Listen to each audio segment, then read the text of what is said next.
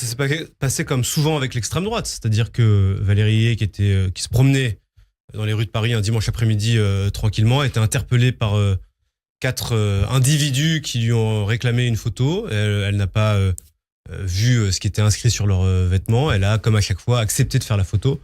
Ils ont ensuite publié cette photo sur les réseaux sociaux qui ont commencé à tourner sur des réseaux d'extrême droite. Donc, au fond, ce sont les manœuvres indignes de l'extrême droite, des néo-nazis, de toutes celles et ceux qui aujourd'hui prospèrent dans notre pays. On a vu des manifestations il y a 48 heures en France qu'on ne pensait plus voir dans notre pays. Cette manifestation était interdite par la préfecture, elle a été rétablie par la justice. Vous le déplorez ? Oui, je le déplore. Je le déplore parce que les défilés d'extrême droite n'ont rien à faire dans les rues de France. Il y a déjà suffisamment de troubles et de tensions dans notre pays en ce moment pour qu'on s'ajoute des difficultés supplémentaires avec l'extrême droite la plus rance et la plus abjecte qui soit. Et on le voit aussi en Italie, on le voit dans plusieurs pays européens.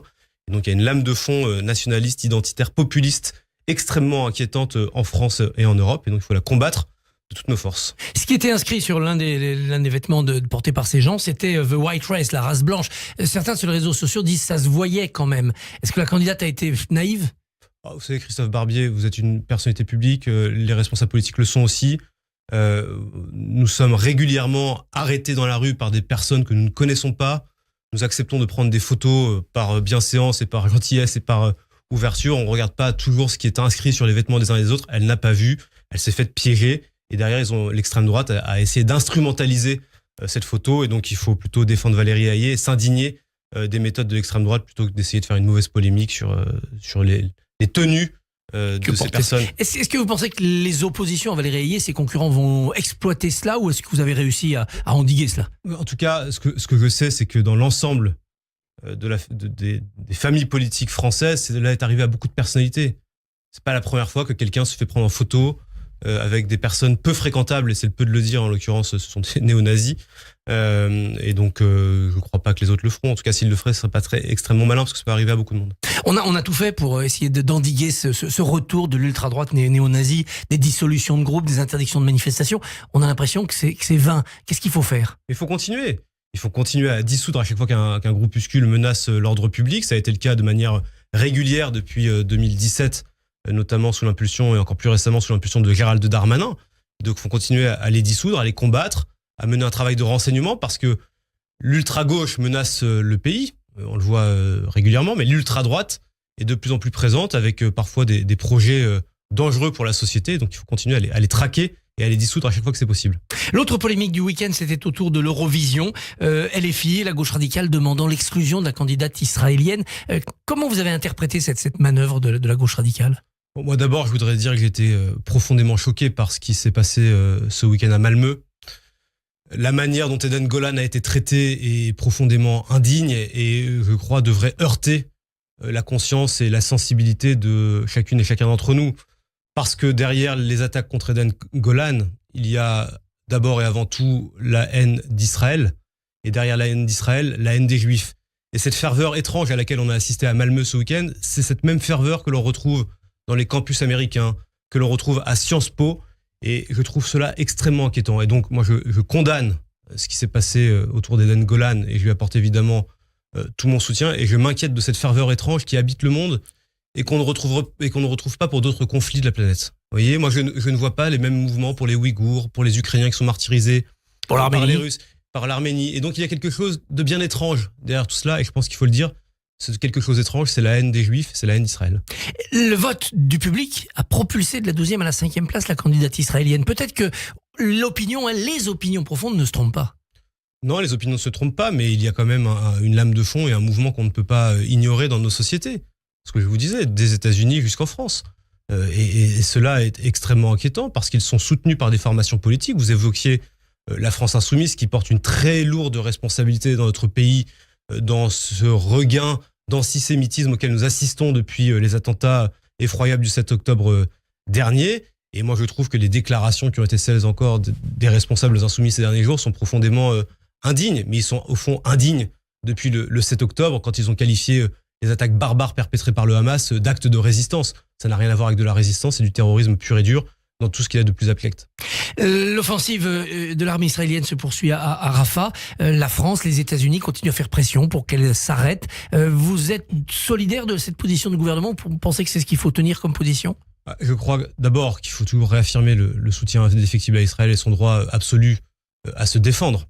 Parce qu'il ne faut pas oublier d'où partent les opérations menées par Tsahal que nous connaissons depuis maintenant 6 mois. Ça part depuis l'attentat terroriste vraisemblablement le plus effroyable qu'un pays ait eu à connaître depuis de très nombreuses années, à savoir les attentats perpétrés par le Hamas. Depuis lors, Israël a le droit de se défendre, mais Israël doit évidemment toujours le faire dans le respect du droit international. Et moi, ce que je souhaite, en ligne avec la position constante de la diplomatie française, c'est que nous arrivions à un cessez-le-feu qui soit durable pour permettre l'apaisement et puis pour permettre l'acheminement de l'aide humanitaire dans la bande de Gaza, parce que nous voyons bien que la situation devient là aussi intenable. Et donc l'opération de Rafah, avec tout ce qu'elle emporte de danger, de déplacement de population, est évidemment à proscrire et à éviter.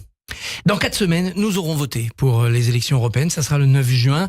Quand vous regardez l'état des sondages, quel est votre but aujourd'hui? Vous continuez à penser pouvoir rattraper le Rassemblement national? Nous voulons faire le score le plus élevé possible, parce qu'au fond, ce qui se joue le 9 juin prochain, c'est pas forcément l'avenir du gouvernement ou de la majorité comme Jordan Bardella le souhaiterait, se pensant déjà Premier ministre à la place du Premier ministre. Ce qui se joue, c'est au fond de savoir ce que nous allons choisir comme Europe pour les 5, 10, 15 prochaines années, à un moment donné où les défis qui sont devant nous sont des défis globaux, extrêmement importants et qui exigent une réponse unie, soudée, à 27. Et donc nous voulons faire le score le plus haut possible pour pouvoir porter cette volonté d'Europe puissance incarnée par le président de la République depuis 2017. Et depuis 2017, la France change l'Europe. Et donc nous voulons aller plus loin, plus fort sur ce sujet. Et c'est ça qui est en jeu, au fond. C'est pas de savoir si le Rassemblement national ou qui que ce soit sera devant ou très loin devant. C'est un signe quand même de colère des Français, d'angoisse, d'inquiétude. Oui, mais on a besoin d'avoir la liste pro-européenne que nous sommes, qui soit le plus haut possible, parce que c'est d'abord la capacité à continuer à transformer l'Europe. C'est la place de la France aussi qui se joue dans cette élection. Parce qu'évidemment, Emmanuel Macron est le leader politique de l'Europe, mais cette liste qu'il soutient a besoin de faire le meilleur score possible s'il veut continuer à impulser en Europe et être le leader politique qu'il est aujourd'hui. Donc c'est tout ça qui se joue. Être dépassé par la liste Glucksmann, ça ne vous inquiète pas, avec une espèce de gauche non mélenchoniste qui se regrouperait? Moi, je pense qu'il y a un malentendu sur ce qu'est la liste Glucksmann. Moi, je considère que la liste Glucksmann est une liste d'insincérité, parce qu'en réalité, derrière les grands discours européens de Raphaël Glucksmann, à chaque fois qu'il a fallu voter les textes importants de la législature au Parlement européen, les textes un petit peu structurants, M. Glucksmann a calé, que ce soit sur le pacte asile et immigration, que ce soit sur le plan de relance qui est venu soutenir nos artisans, nos commerçants, nos TPE, nos PME, nos agriculteurs, il ne l'a pas voté. Le renforcement d'Europol, la loi climat, tous les grands textes du mandat, il ne les a pas votés. Et par ailleurs, sa liste, vous me dites une liste non mélenchoniste. Mais sa liste, elle est peuplée d'apparatchiks de la NUPES, d'hommes et de femmes qui, au printemps 2022, au moment des législatives, sont venus faire le pied de grue devant le QG de Jean-Luc Mélenchon pour obtenir une place aux législatives. Et donc en 2022, ils étaient Mélenchon parce que c'était à la mode, mais Mélenchon était déjà celui qu'on connaît aujourd'hui. Puis aujourd'hui, ils le sont un petit peu moins parce que Mélenchon serait devenu infréquentable. Je pense qu'il faut pas être dupe de ce qu'est cette liste. Moi, je considère que c'est la liste de l'insincérité. Dans ce combat pour la campagne européenne, le débat Attal-Bardella, attendu pour le 23 mai, peut vous être utile? Ou ça va au contraire nationaliser encore le scrutin? Non, moi je souhaite que le Premier ministre s'engage avec le plus de force possible dans la campagne, parce que c'est d'abord le chef de la majorité, la majorité la plus européenne de la Ve République, et donc c'est son rôle aussi de mener campagne et de mener la bataille, et il le fait. Il sera d'ailleurs ce soir en réunion publique à Lyon avec Valérie Ayé, et moi je considère que Gabriel Attal est un atout dans cette campagne, et donc on a besoin aussi d'avoir le chef du gouvernement qui va mener le combat contre Jordan Bardella, contre le Rassemblement national, contre son projet d'effacement et de délitement de l'Union européenne. Un débat Macron-Le Pen a été envisagé. L'Élysée disait tiens, pourquoi pas? Puis Marine Le Pen a répondu hier, elle a dit elle veut bien, mais après le 9 juin. Oui, peut-être qu'elle est embêtée sur les sujets européens et qu'elle souhaite repousser l'échéance. Écoutez, je ne sais pas. Ça, je laisserai le chef de l'État et sa concurrente le décider le moment venu s'ils souhaitent le faire. En tout état de cause, Emmanuel Macron est celui qui a remis l'Europe au cœur du débat politique national, celui qui a refait de l'Europe un enjeu prégnant de notre vie politique, celui qui transforme l'Europe depuis 2017, et je sais qu'il a encore beaucoup de choses à dire aux Françaises et aux Français sur le sujet européen. Ce qui se passe en Ukraine avec une armée russe qui avance, ça va jouer aussi dans la campagne? Ça nous démontre que toutes celles et ceux qui nous avaient dit que l'armée russe en avait plus sous le pied se sont trompés. Et que, en réalité, chacune des secondes que nous perdons à débattre si oui ou non nous devons fournir des armes à l'Ukraine offre à Vladimir Poutine un répit pour reconstituer ses forces et ensuite mener la contre-offensive. Et donc toutes celles et ceux qui au fond plaident pour une forme de cessez-le-feu en Ukraine en nous disant que Vladimir Poutine bien s'arrêterait là, ce qui se passe aujourd'hui autour de Kharkiv nous montre que c'est exactement l'inverse. Vladimir Poutine ne s'arrêtera pas là, il va poursuivre son offensive et Vladimir Poutine est une menace pour la sécurité de tous les Européens et tous les Européens doivent continuer les livraisons d'armes, les augmenter, les accélérer pour défaire le tyran russe. Livraison d'armes, voire plus, dit le président. Envoi de troupes s'il le faut, dit-il toujours. Moi, je considère que le président de la République a raison de réintroduire une forme d'ambiguïté dans le débat ukrainien, puisque depuis 2 ans, nous avions fixé nos lignes rouges et à chaque fois, Vladimir Poutine les a dépassées sans que rien ne se passe. Et donc, je pense que c'est nécessaire de dire à celui qui n'exclut rien que nous n'excluons rien, nous non plus. Et dans ce contexte-là, dire que tout est sur la table et que tout est envisageable et que nous ne laisserons pas l'Europe et l'Ukraine se laisser martyriser comme il l'entend. Dans cette campagne, comme directeur de campagne, vous avez tapé du poing sur la table pour que les ministres et les parlementaires se mobilisent. Est-ce que c'est le cas? Est-ce qu'ils ont répondu à l'appel? Oui, et le Premier ministre, c'est d'abord le Premier ministre qui a battu le rappel il y a 15 jours dans ce qu'on appelle le comité politique de campagne. Et oui, les ministres étaient très largement, même quasiment tous, mobilisés ce week-end pour militer, tracter, organiser des réunions publiques autour du 9 mai, qui est la date de la fête de l'Europe. Nous, parlementaires aussi. Vous savez, on a organisé plus de 600 réunions publiques depuis le début de cette campagne. Et je le disais, le projet européen, c'est un pilier, un fondement de ce projet, de cette majorité politique qui s'est réunie autour d'Emmanuel Macron. Et donc maintenant, nous y allons tous au combat pour faire le meilleur score possible. Cette majorité, elle retournera devant les urnes après les européennes ou à l'automne. Comme député, vous voyez venir une dissolution? Ça, je ne sais pas dire ce que sera l'avenir. Certains le souhaitent, disent ça va clarifier. Oui, mais vous savez, moi je me méfie de ce genre de débat parce que derrière, vous savez pas ce qui peut vous arriver. Alors certes, nous sommes dans une majorité relative, ce qui est parfois un peu inconfortable parce que vous devez essayer de construire avec des oppositions qui, elles, ne veulent pas construire.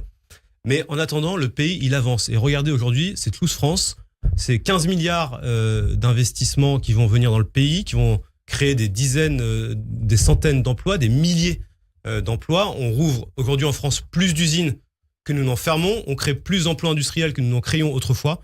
Et donc la France, elle avance en dépit des difficultés politiques.